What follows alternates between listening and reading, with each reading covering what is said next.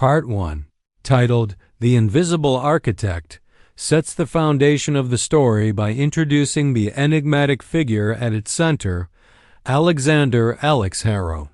From the outset, Alex is portrayed as an unassuming man, someone who blends seamlessly into any room, whose name would never appear in headlines, and whose influence is invisible to the average citizen. The narrative emphasizes that while the public remains oblivious, Alex's decisions have quietly shaped the course of American history, particularly through institutions, policies, and bureaucracies that have gradually eroded over time. The chapter opens with a snapshot of modern America congested with failing infrastructure, struggling industries, and political paralysis. Instead of pointing blame at politicians or corporations, the story shifts the reader's focus to the unseen forces behind these failures. It teases the idea that a single individual, not a public figure, is responsible for a great deal of the chaos. This immediately intrigues readers, compelling them to question, how could one man cripple a nation without ever appearing in public discourse? The narrative then delves into Alex's early life. Raised in modest circumstances, he displayed exceptional intelligence and strategic thinking from a young age. Unlike the typical genius archetype, Alex is socially unremarkable. He avoids attention, understands the power of invisibility, and learns early that influence can be more potent when it is unrecognized. The story explores his academic achievements, noting his uncanny ability to understand complex systems, economics, law, and political mechanics, before most adults even grasp the basics. This combination of intellect and discretion lays the groundwork for the invisible architect persona. The next segment of Part 1 examines Alex's rise within bureaucratic and corporate circles. He is not the loud, ambitious type who seeks headlines or fame. Instead, he prefers to operate in the shadows, positioning himself in advisory roles, think tanks, and policy committees. Through subtle nudges, recommendations, and carefully worded memos, he begins to steer decisions that will have profound long-term effects. The narrative emphasizes how Alex's influence spreads like a slow, invisible ripple, touching industries, governments, and everyday lives without anyone realizing the source. The tone of this section is part intrigue, part suspense. Readers are given glimpses of the catastrophic events Alex sets in motion: financial crises, infrastructure failures, and political stagnation, but only hints at the true extent of his influence. This deliberate restraint builds tension, creating a sense of anticipation for the eventual reveal. The chapter ends by establishing Alex as both brilliant and morally ambiguous. While he has the knowledge to avert disaster, he chooses to manipulate systems for reasons that remain unclear, leaving the audience questioning his motives. In essence, Part 1 lays the groundwork for the story's central mystery. It introduces the protagonist, frames his extraordinary yet invisible influence, and teases the consequences of his actions. By the end of the chapter, readers understand that they are following not just a biography, but a detective story where the villain or perhaps anti-hero is hidden in plain sight, setting the stage for the deeper unraveling of his impact in the chapters to come. Part 2, titled The Quiet Saboteur, delves into the motivations and methods of Alexander Alex Harrow, revealing why a man so invisible could exert such immense influence over the nation. Whereas Part 1 introduced him as a mysterious architect behind America's gradual decline, this chapter explores the forces that drove him to manipulate systems, as well as the subtle tactics he employed to do so without detection. The section opens with a glimpse into Alex's past, tracing a pivotal moment that shaped his worldview. Perhaps he experienced a personal betrayal by a mentor, witnessed systemic corruption firsthand, or endured a tragedy that exposed the vulnerability of societal institutions. This formative experience fosters a deep skepticism of government, corporations, and public institutions, convincing him that most leaders are either incompetent or easily manipulated. Unlike a traditional villain motivated by greed or revenge, Alex's actions are ideologically driven. He believes that by destabilizing flawed systems, he can force change or expose underlying weaknesses. This gives him a morally ambiguous edge, positioning him as a complex character whose intelligence is as dangerous as it is fascinating. The chapter then examines Alex's methods of influence. Unlike overt power brokers or public officials, he works in the shadows.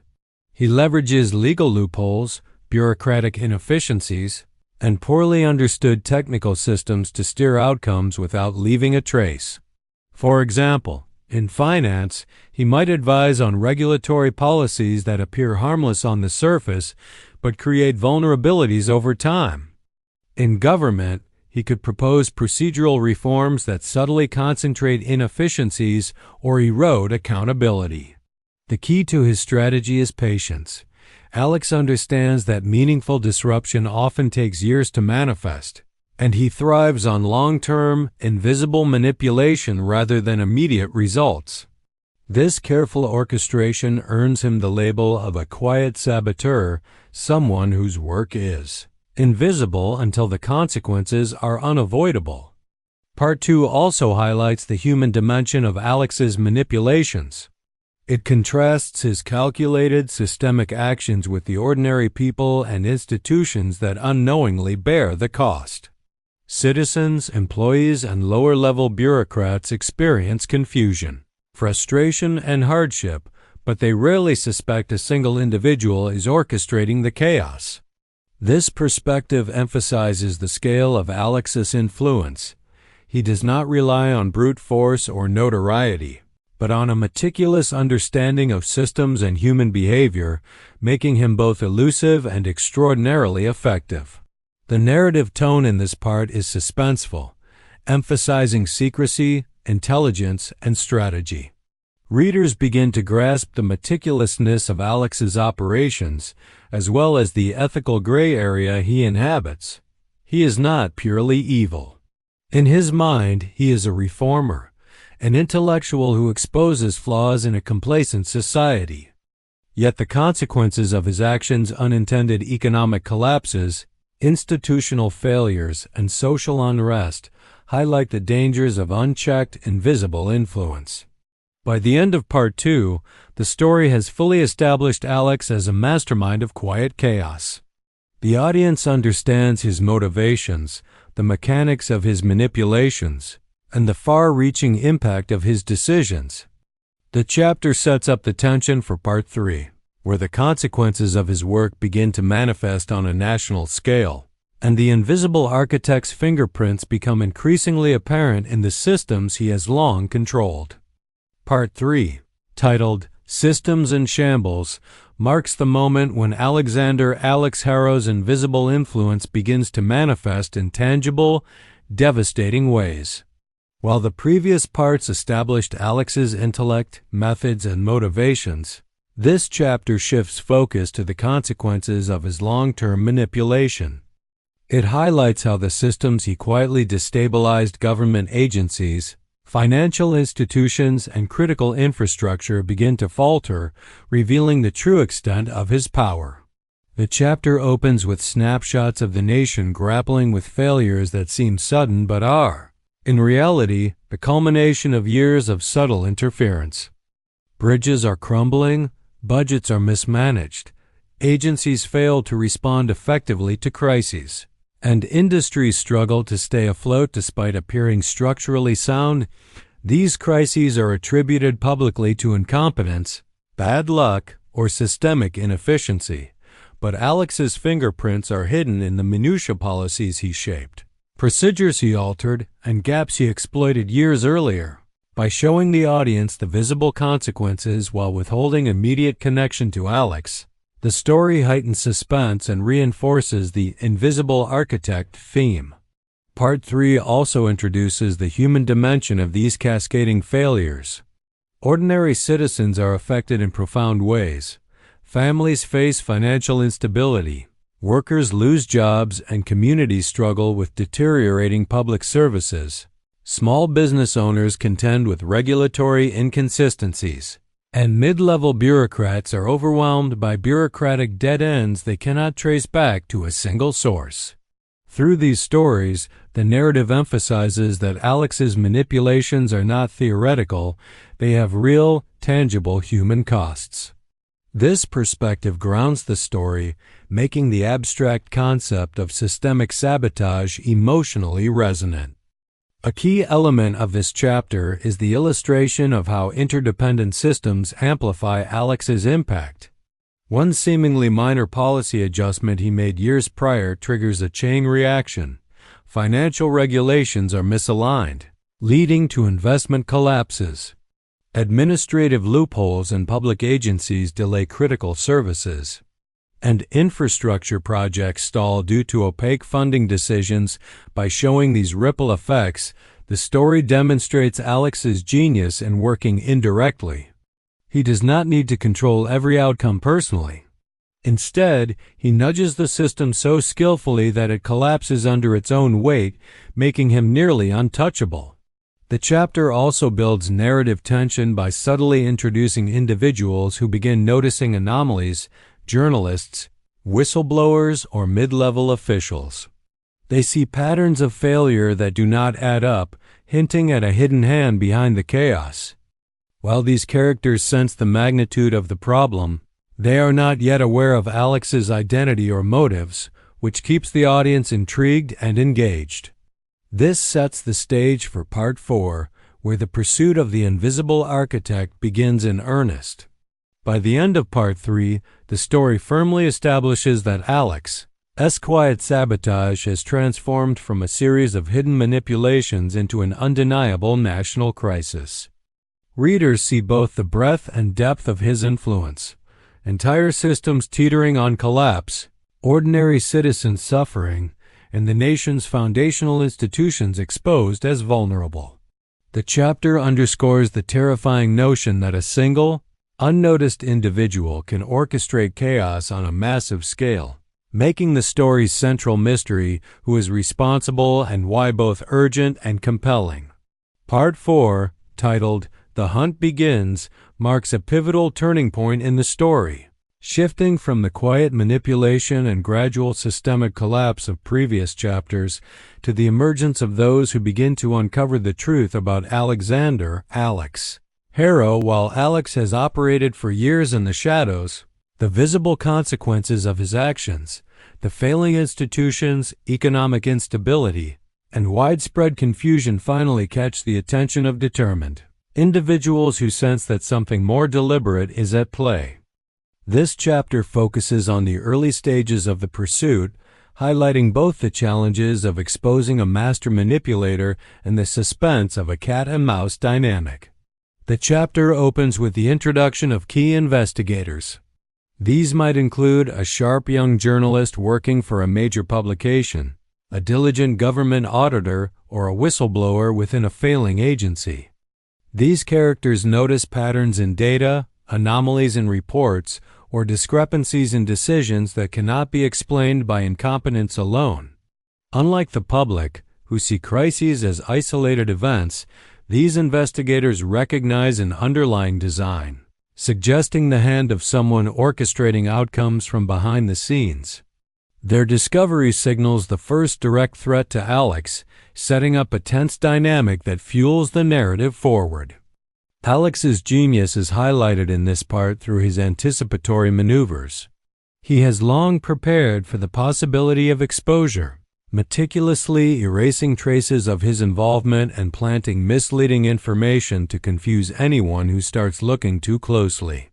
Emails, memos, and policy records are strategically placed to appear innocuous or implicate others. This demonstrates not only his intelligence but also his understanding of human behavior. He predicts how investigators will think, how systems can be exploited, and how suspicion can be diverted. The narrative emphasizes that catching Alex is not simply a matter of uncovering documents.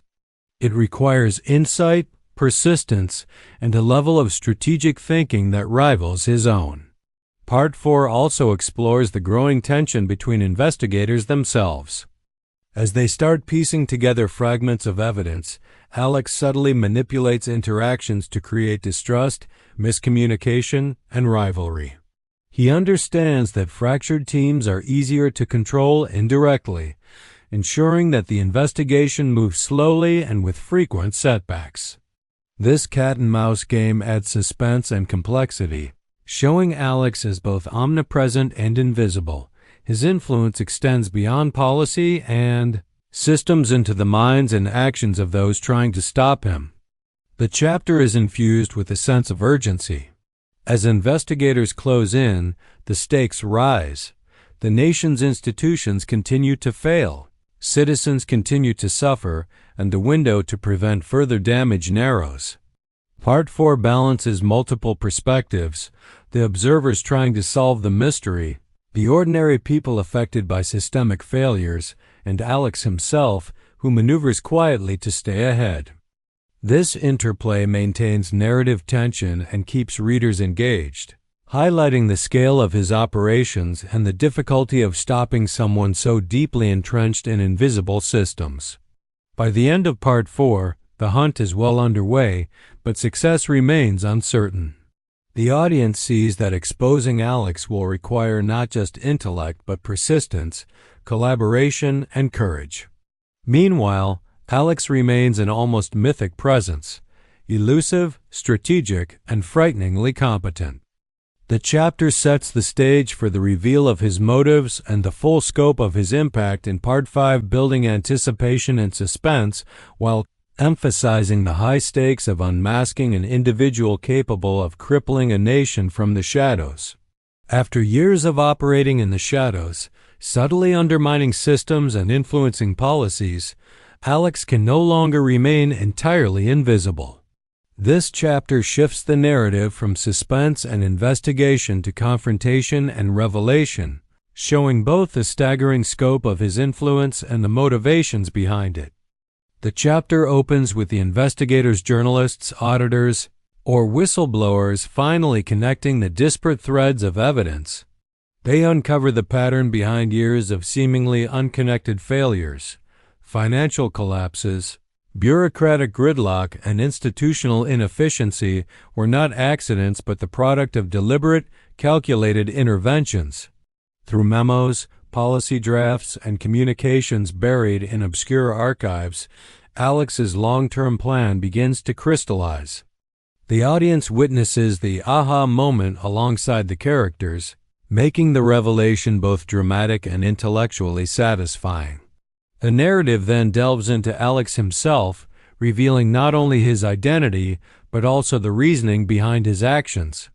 Unlike a typical antagonist motivated purely by greed or malice, Alex's motivations are complex and morally ambiguous.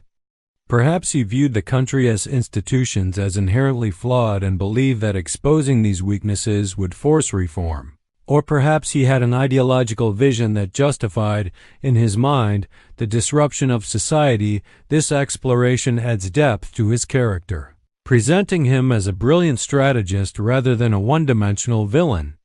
His meticulous manipulations were not merely self-serving, but aimed at a distorted version of greater good, highlighting the danger of unchecked intellectual power when paired with moral detachment. Part 5 also emphasizes the scale of Alex's influence. The chapter traces the ripple effects of his actions across multiple sectors, government, finance, and infrastructure, demonstrating how small, seemingly insignificant interventions years prior led to massive systemic failures. Ordinary citizens, previously unaware of the invisible hand guiding these crises, begin to understand the human and societal costs. Families facing financial instability, communities suffering from bureaucratic inefficiency, and workers displaced by collapsing industries all become symbols of the consequences of Alex's hidden strategy.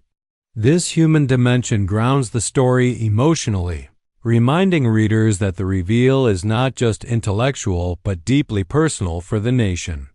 The tension of the chapter is heightened by the response to the exposure. Some see Alex as a criminal who must be held accountable, while others are fascinated or even sympathetic to his reasoning. sparking debate about ethics, responsibility, and the fine line between genius and destructiveness. Meanwhile, Alex remains cool and calculating, aware that his plans are exposed but confident in his foresight. This dynamic creates a sense of moral complexity and unpredictability, as the characters and readers grapple with whether he should be punished, understood, or feared. By the end of Part 5, the story reaches a dramatic turning point. Alex is no longer an unseen figure. His identity, motives, and the full consequences of his actions are now visible to all. Yet, the narrative also leaves room for ambiguity. What will happen to him, and what will become of the systems he manipulated? This sets the stage for the final chapter, Part 6, where the aftermath is explored, and the nation must confront the enduring impact of a single, invisible architect who nearly crippled America. Part 6, titled The Aftermath, concludes the story, exploring the consequences of Alex Harrow's actions and the impact of his exposure on the nation, its institutions, and the people who uncovered his manipulations. While the previous chapter revealed Alex's identity, motives, and the breadth of his influence, Part 6 examines how the world reacts once the invisible architect is no longer hidden, and how his legacy continues to shape society in both subtle and profound ways. The chapter begins with the immediate consequences of Alex's exposure. Investigators and journalists who piece together his machinations bring their findings to public attention, triggering a national reckoning. Government agencies scramble to respond, auditing policies, restructuring departments, and attempting to undo years of systemic sabotage. Financial institutions reevaluate regulatory frameworks and risk management practices, while industries that were indirectly impacted begin to adapt to new realities. These efforts are chaotic and uneven, reflecting the magnitude of Alex's influence and the difficulty of repairing damage that has accumulated over decades. The narrative emphasizes that while Alex can be named and confronted, the systems themselves remain fragile, a testament to how deeply his manipulations penetrated. Part 6 also examines the personal and societal ramifications of Alex's actions. Ordinary citizens who suffered as a result of failing infrastructure, bureaucratic inefficiencies, and economic disruptions confront the reality that their struggles were not random misfortunes, but the product of a deliberate, calculated strategy. The story highlights the human cost of invisible power, showing families, workers, and communities grappling with the consequences. At the same time, it explores the moral and ethical questions raised by Alex's motivations. Some argue that he acted out of a twisted sense of duty to reveal systemic flaws, while others see him as a criminal mastermind whose intellect became a weapon against society. This ambiguity deepens the narrative, leaving readers to wrestle with the complexity of accountability and justice. The chapter further explores Alex's fate. Depending on the narrative choice, he may face legal consequences, go into hiding, or even disappear entirely, leaving investigators and the public to wonder whether he remains a threat. His calm, calculating demeanor contrasts sharply with the chaos he has left behind, reinforcing the notion that a single, highly intelligent individual can exert influence far beyond what is immediately visible. The story also emphasizes that even if Alex is contained, the vulnerabilities he exploited will not vanish overnight, suggesting that the systems themselves need fundamental reform. Finally, Part 6 reflects on the broader implications of Alex's story. The narrative closes with a contemplative tone, considering how power, intellect, and invisibility can shape the fate of a nation. It raises haunting questions. Could another individual like Alex emerge? How can societies protect themselves against unseen manipulation? What lessons can be learned from this unprecedented exposure of one man's quiet but catastrophic influence? By ending on this reflective note, the chapter reinforces the story's central themes: the fragility of institutions, the danger of unseen power, and the moral complexity of human ambition, leaving readers both satisfied and unsettled. In essence, Part 6 brings closure to the story while emphasizing the enduring consequences of Alex Harrow's manipulations. It portrays a nation in recovery, highlights the moral ambiguities surrounding his actions, and leaves a lingering sense of unease about the invisible forces that shape society, making it a powerful and thought-provoking conclusion to the narrative.